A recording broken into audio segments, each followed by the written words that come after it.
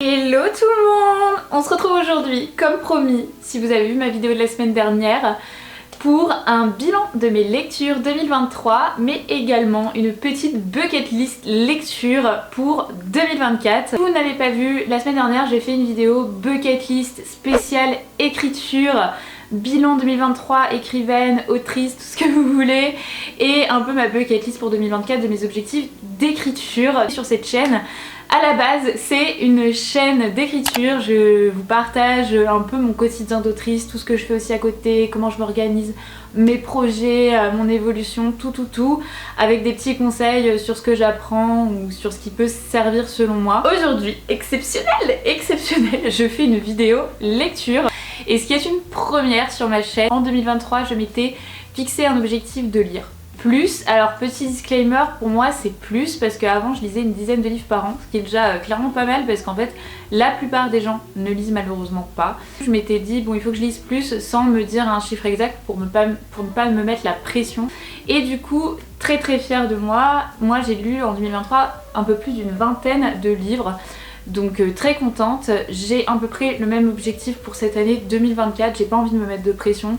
L'année dernière j'ai lu 1 à 2 livres par mois, voire parfois 3. En fait mon rythme variait selon les mois et les choses que j'avais à faire, parce que moi ma priorité c'est toujours mon écriture, ma vie et mes cours maintenant, parce que pour ceux qui ne le savent pas, en plus d'être autrice, je travaille, mais je suis également en école de comédie musicale professionnelle, donc voilà, je fais beaucoup de choses. Je ferai une vidéo, promis, vous êtes beaucoup à me le demander, sur comment je m'organise pour gérer à la fois ma vie d'autrice et un peu une vie étudiante et salariée. Je vais commencer par vous présenter mes lectures de 2023 avec les livres que j'ai le plus aimés. Donc ils sont derrière moi pour la plupart. Il y en a beaucoup que j'ai prêté ou que j'ai emprunté, donc je ne les ai pas, mais je vais quand même vous les citer. Je me suis mis ma petite liste sur mon téléphone pour ne rien oublier. Je vais mettre tout ça devant moi, il y en a vraiment beaucoup. Je prends un petit peu au fil de l'eau, c'est pas dans l'ordre des mois dans lequel je les ai lus, hein, évidemment. Donc il y a les ACOTAR, 1, 2, 3.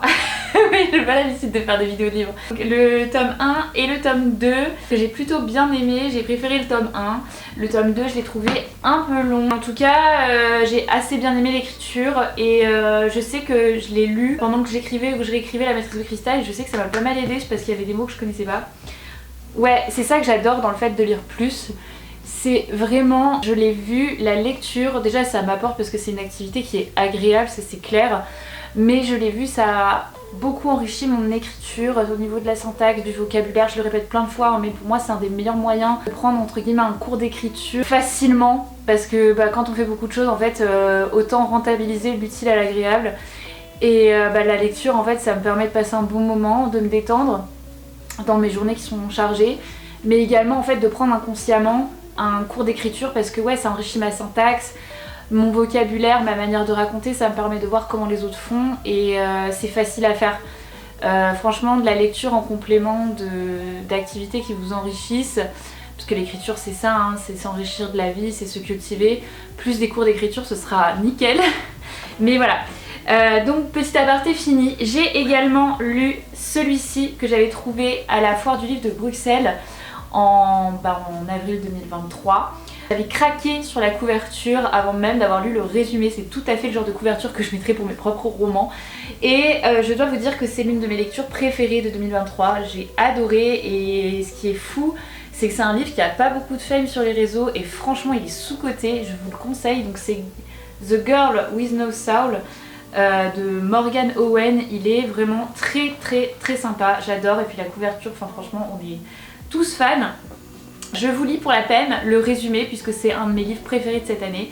À Providence, la dictature de l'ordre est totale, l'âme de chaque citoyen est scrutée, contrôlée, et gare à celles qui s'écartent du droit chemin.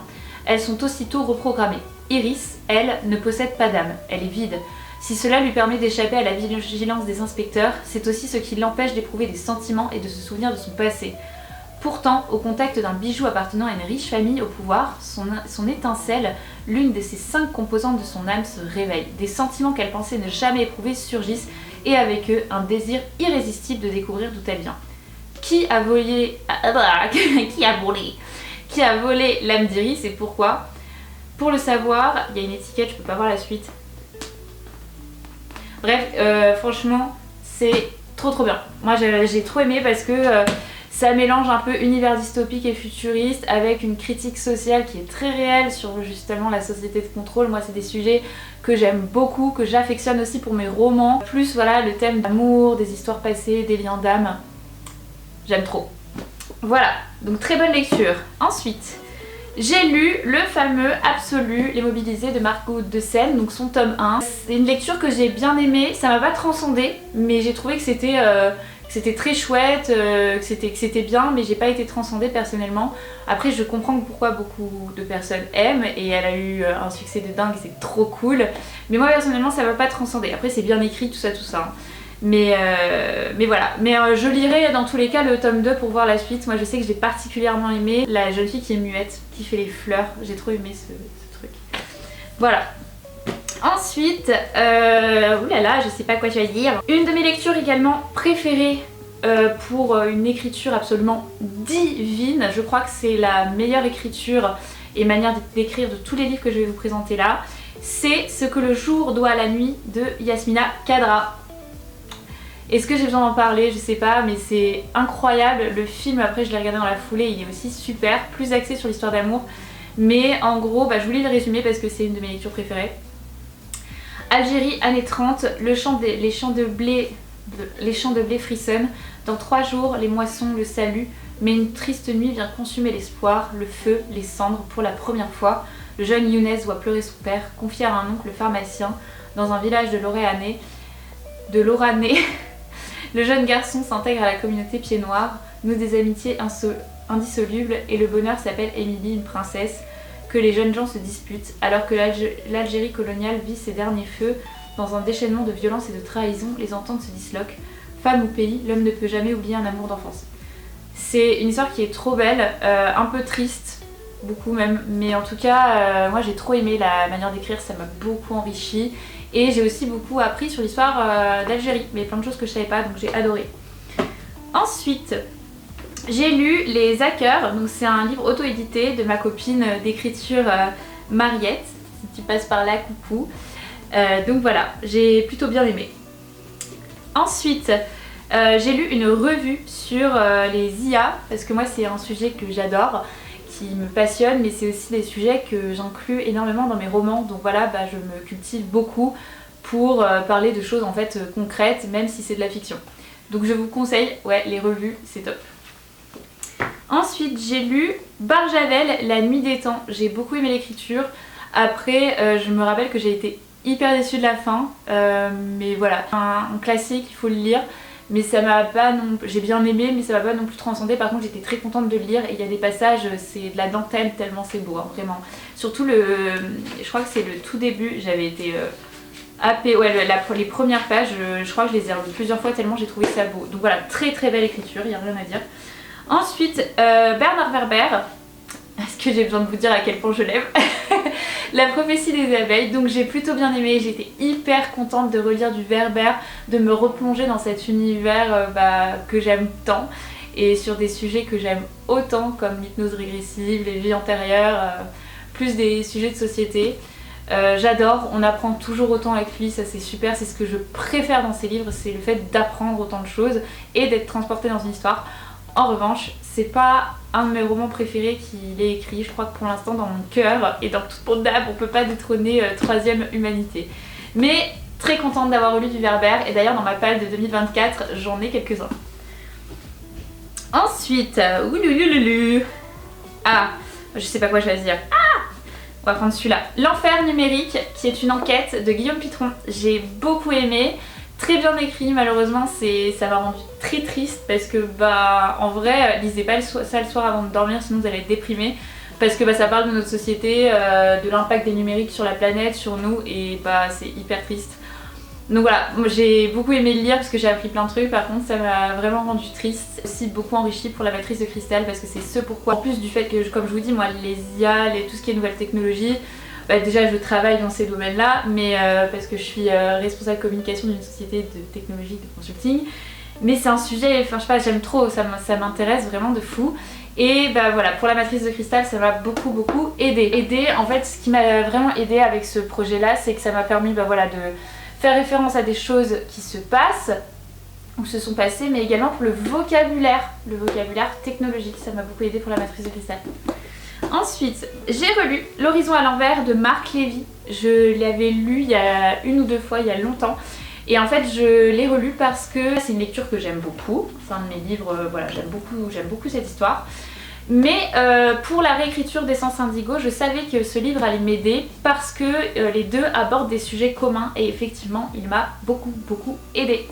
Les deux premiers romans qu'a sorti Clara Hérault, donc on a L'effet boule de neige que j'ai fini il y a pas longtemps et voilà, je l'ai dévoré, et également Nos plus belles années, pareil, je l'ai dévoré, les deux je les ai finis en une semaine, ce qui est très rare chez moi parce que moi je lis très doucement, mais j'ai adoré, mais vraiment adoré l'écriture de Clara qui aborde des sujets simples, actuels, de la vie de tous les jours, d'une manière très douce, très simple, ce qui fait que ça passe tout seul et qu'on arrive vraiment vite à s'immerger dans l'histoire, dans la tête des personnages et dans les situations qu'ils vivent, parce que c'est des choses, je pense que la plupart on a vécu, vu ou entendu, c'est des sujets de société et c'est très bien raconté, c'est très doux et je sais que j'ai particulièrement aimé Nos plus belles années. C'est un de mes coups de cœur aussi, j'ai trop aimé, donc je vais vous lire le résumé et j'aime bien les couvertures aussi. Jade et Ambre entament leurs études supérieures avec des attentes opposées. Fête et rencontre pour l'une, réussite scolaire pour l'autre. Malgré leurs différences, les deux meilleures amies sont persuadées qu'elles vont vivre leurs plus belles années ensemble. Plongées dans leur vie d'étudiante, Jade et Ambre s'épanouissent, chacune à sa façon, tout en veillant à protéger leur précieuse amitié. Tout vole en éclats quand elles rencontrent Léo. Il est beau, charmant, populaire, mais il va surtout se révéler dangereux. Non, franchement, il est super, j'ai adoré parce qu'à la fois, en fait, du coup, elle aborde des trucs très simples, mais également des choses beaucoup plus dures qui font partie de la société et dont il faut parler, comme le consentement, le viol et plein d'autres sujets, comme le fait de raciser quelqu'un quand on est en soirée, etc. Et j'ai trop aimé en fait ça. Elle donne plein de références qu'on peut après aller étudier par la suite, donc non, vraiment bien accroché, et j'ai hâte de lire.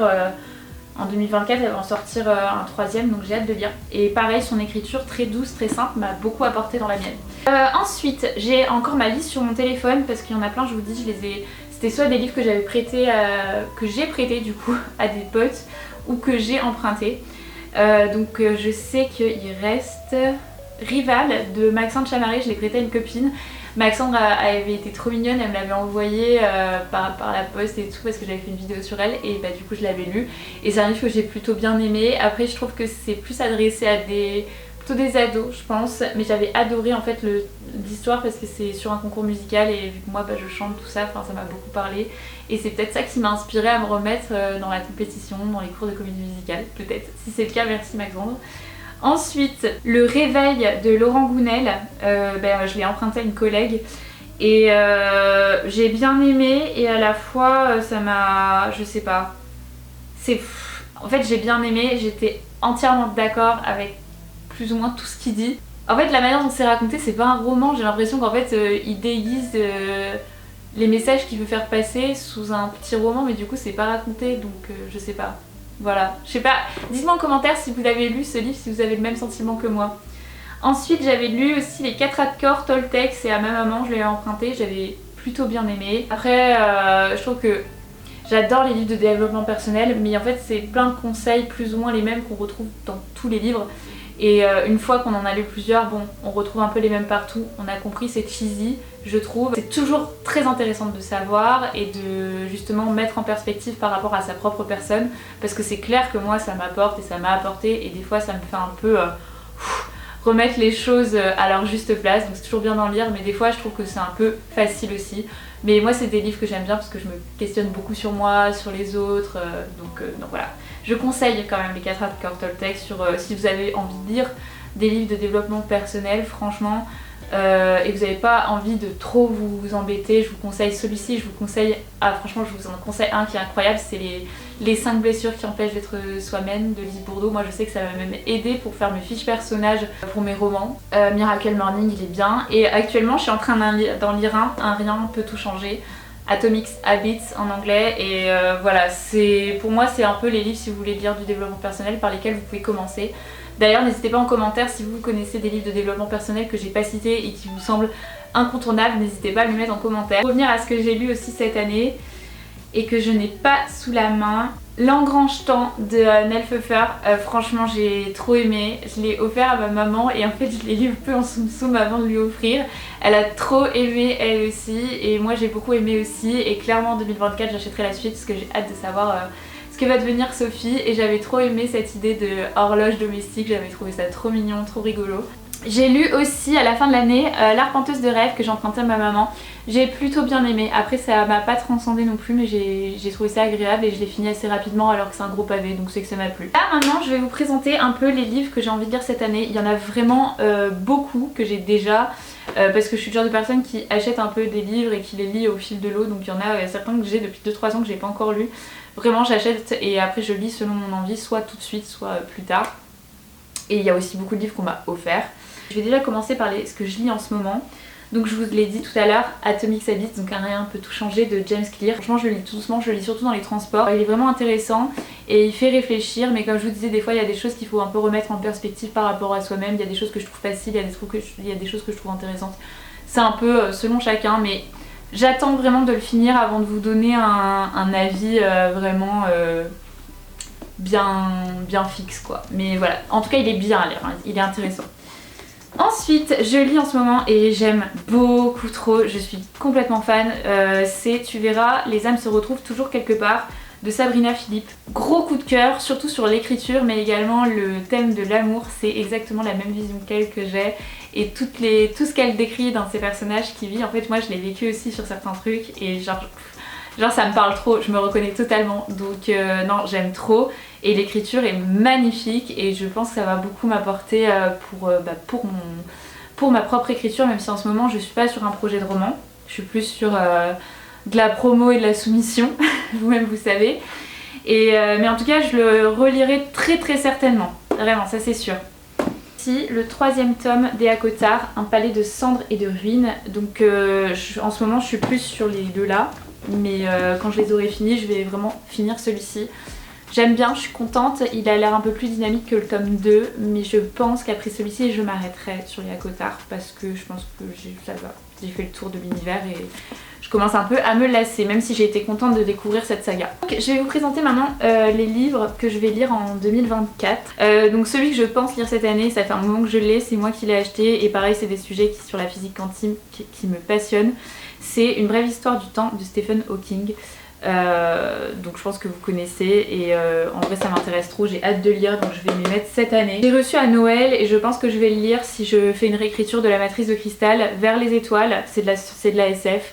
Donc franchement curieuse de voir, en plus il y a un personnage qui s'appelle Nathaniel, j'ai été morte de rire comme dans Licence Indigo. Ça je vais absolument le lire, je l'ai acheté à Montreuil, c'est 2105, Mémoire interdite de Anouk Filippini. Ça je veux vraiment le lire parce que ça ressemble beaucoup à La matrice de cristal et ça a été publié donc je veux voir un peu comment c'est raconté et les sujets voilà, me passionnent sur le futur, la mémoire, tout ça. Les deux là à lire c'est des pièces de théâtre, c'est pour du coup mes cours de comédie musicale, Marivaux, La double inconstance et Juste la fin du monde. J'avoue que celui-ci me tente bien, c'est sur l'amour et j'adore les textes classiques comme ça.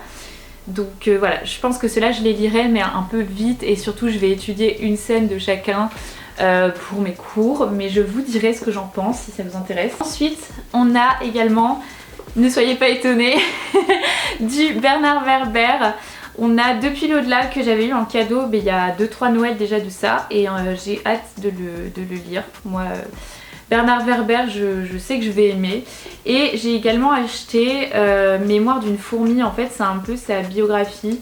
Donc ça j'ai trop hâte de le lire, je pense que ça fera partie des prochains aussi parce que ça m'intéresse, notamment sur son parcours d'écrivain, ça m'intéresse de fou. Ensuite, j'essaye d'aller vite pour tout vous montrer quand même. J'avais reçu une fois un anniversaire, si ma meilleure pote passe par là elle va me tuer.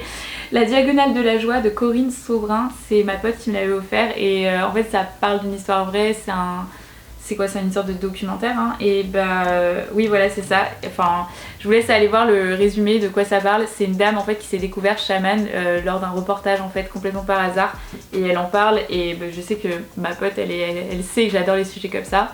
Donc elle me l'a offert, j'ai hâte de le lire mais je pense pas que ça va être ma lecture prioritaire. Sorry Chloé si tu passes par là. Ensuite pareil, ça je les avais achetés parce que je les trouvais, et il y en a une c'est un cadeau. Je l'ai trouvée trop belle, en même temps la beauté quoi.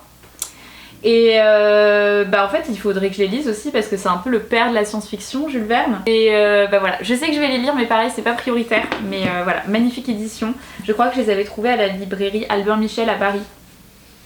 J'avais trouvé ces deux livres là à la Foire du Livre de Bruxelles. J'avais même rencontré les auteurs, ils m'ont fait des dédicaces, ils étaient trop sympas. L'éditeur, c'est vraiment un éditeur que j'aimerais avoir pour mes romans, mais c'est fermé en ce moment. L'homme sans nom, s'il vous plaît. Je suis là. Et voilà, on a Prototype de Adrien Mangold qui est, en plus il est super gentil. J'ai hâte de le lire parce que je sais que ça va m'aider pour la Matrice de Cristal ou si j'écris d'autres livres de SF. Donc voilà, j'ai hâte. En plus la couverture, mais la beauté des couvertures de L'homme sans nom, rien que pour ça je veux travailler avec eux. Et on a également, toujours de chez L'homme sans nom, Le Chant des géants de David Brie. Et j'ai vu que là en plus il était édité chez d'autres éditeurs je crois. Enfin en tout cas c'est un livre qui a l'air de bien marcher pour lui, donc je suis trop contente pour lui. Et c'est vrai qu'il a l'air très bien. Donc, et puis pareil, la beauté du livre elle est incroyable. Donc ça je pense que je vais le lire bientôt. Ça va être dans mes lectures aussi, pareil, prioritaire. J'ai un livre sur la naturopathie parce que pareil, je crois que j'avais eu ça, je sais plus où. Je l'ai pas acheté mais je sais plus où je l'ai eu. Et c'est des sujets que j'aime bien me cultiver sur ça. J'avais reçu une fois un anniversaire ou un Noël, je sais plus, Vagabond de nuit. C'est un poète chinois et en vrai j'ai lu le résumé un petit peu, j'ai parcouru le livre, ça a l'air hyper bien écrit. Donc je pense que ça va faire partie aussi de mes lectures prioritaires. Là mon but ça va vraiment être de lire des livres au-delà du fait qu'ils soient un peu fame sur Insta etc. Moi ce que je veux c'est surtout des livres dont l'écriture m'inspire pour ma propre écriture. Je sais pas si vous voyez ce que je veux dire. J'ai également ce livre là que j'avais déjà commencé mais que j'ai arrêté de lire, il faut que je me remette dedans parce qu'en plus j'avais trop aimé, je crois que c'est un livre par couleur où il y a des messages etc.